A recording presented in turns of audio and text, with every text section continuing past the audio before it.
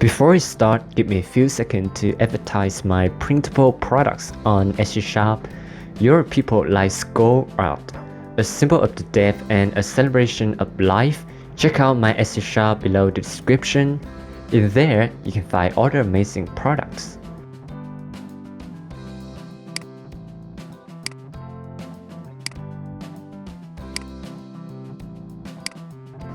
Hi guys, welcome back to channel.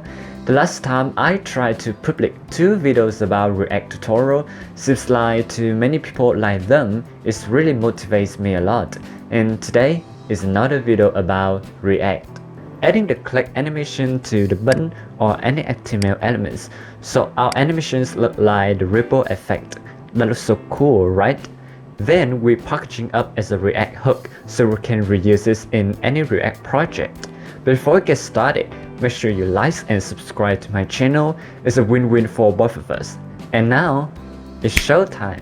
First, open the folder of your project. Then you can open up the command line in VS Code and run npx create react app. It's a package that kind of sets everything up for us, the whole environment to start writing the React code. Now we can run the npm start and it just open up the live development server so you can see how our React code work. In the web page here, we have a React logo.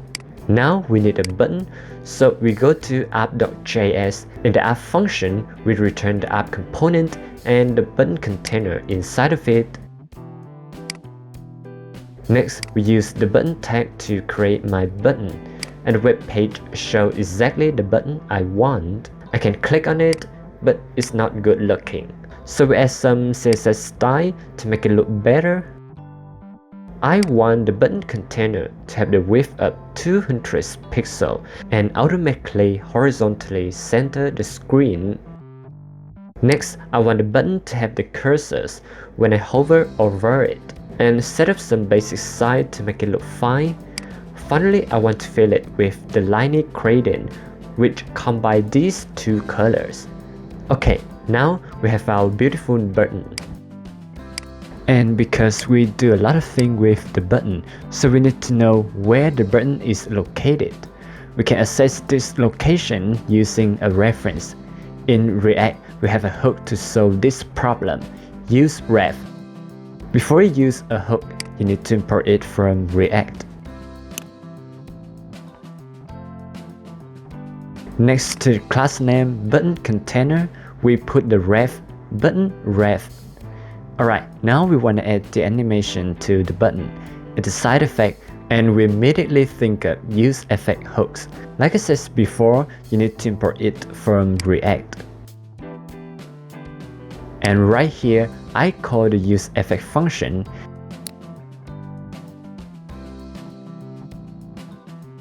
Inside of here, I'm gonna add a function named apply container properties. This function adds the CSS class effect container, which serves as a container for animation styles. Next, we want to call the apply container properties function and add the event listener mouse up for the button. And the second argument is the function that runs when the event occurs. But let's be good citizens here. We need to remove the event listener when the component renders. In the onClick function, we need to add the active to the class name button container. The purpose of this, we will CSS the ripple animation in the active class. And every time I mount the active class to the button container, the animation will run. But from the second time, we need to remove the active class before we add it.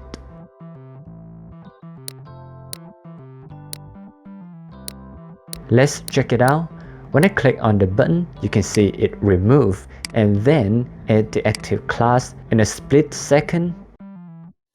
Let me delay it by a second so you can easily see it.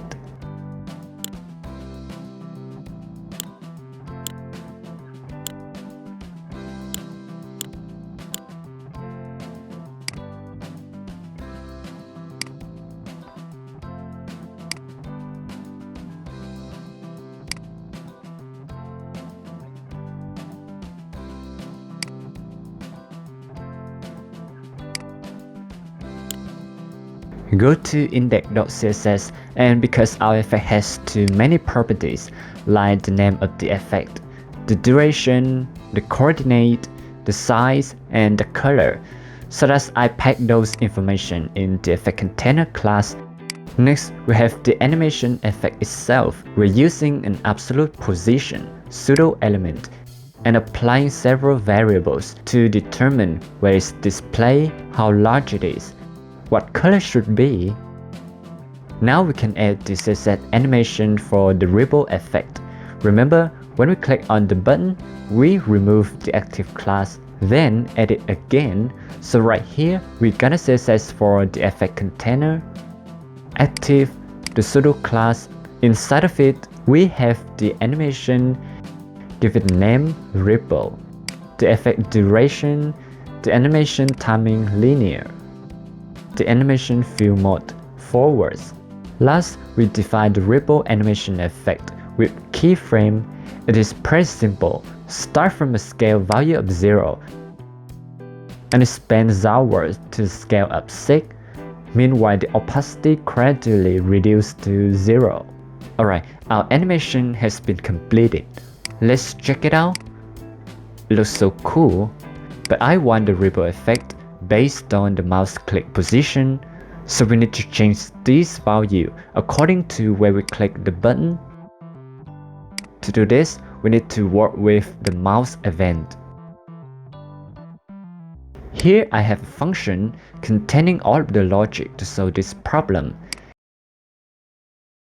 In this function, I use the destructuring to get the abscess x and the abscess y.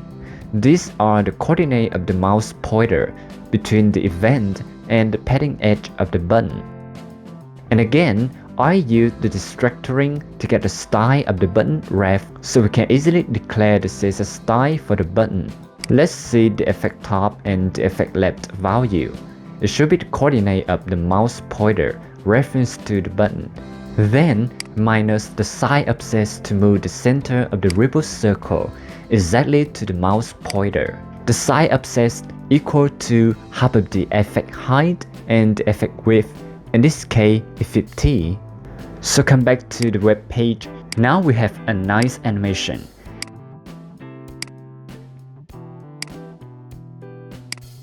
If we look at this code, this works.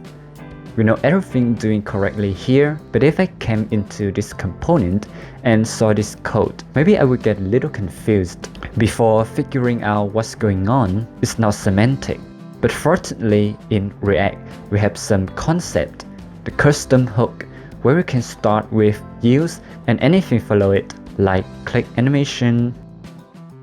But before we use a custom hook, let's start by making a new file named useClickAnimation.js that contains a function with the same name. This function should take two params, element and config.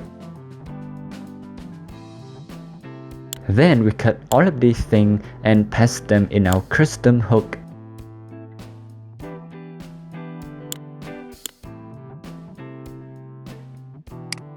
The config object can be destructory to set some default values. Or in case you want to set a new or modify an existing CSS property, let's use the setProperty method. But you need to remember to replace button ref with element at the first argument. The use effect should have color, duration, element, and size as dependencies. Finally, we export it. In app.js, we import our custom hook from useClickAnimation.js and just simply call it. Put a button ref right here, and the second argument is optional. You can ignore it if you want a default effect. But you can also change whatever you want right here, such as the duration,